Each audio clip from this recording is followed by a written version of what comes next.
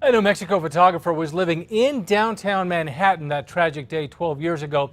Some of the images he captured with his camera are now on display at an Albuquerque gallery. News 13's David Romero is live in the Newsplex with that story. David? Dean Eric O'Connell says displaying the images has been a way for him to work through the tragedy of 9/11. He also hopes it's a way for audiences to do the same. When photographer Eric O'Connell heard that planes had struck the World Trade Center towers, he knew what he had to do. I just thought, oh my God, I got to grab my cameras and go. O'Connell, a native New Mexican, was living around the corner from the towers at the time.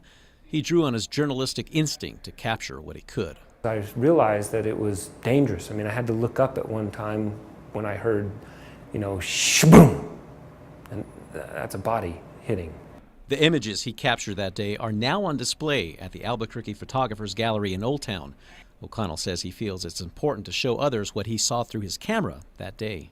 I didn't recognize until much later when I was looking at the contact sheets, like, oh my God, that's the fuselage. The pictures say it all, capturing the shock and devastation immediately following the attacks.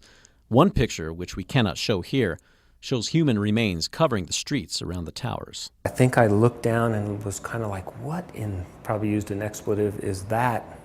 And as I bent over and shot it, I probably realized, oh my God, that's what it is. It's a finger. I don't know if I can say that.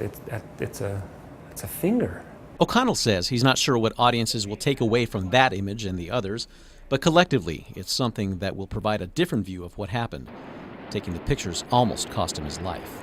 The rumble was just unbelievable. He was just a couple of blocks away when the first tower collapsed. He ran and found shelter in a nearby building, picking up his camera again when the debris started settling. For me, I documented it. That's what I thought I needed to do. O'Connell has been diagnosed with post-traumatic stress disorder because of what he witnessed that day. He's also part of a group called the World Trade Center Monitoring Program, which checks on the health of people who were near Ground Zero when the towers fell. Dean, back to you. David, thank you. O'Connell's exhibit will be on display at the Albuquerque Photographers Gallery in Old Town through the end of the month.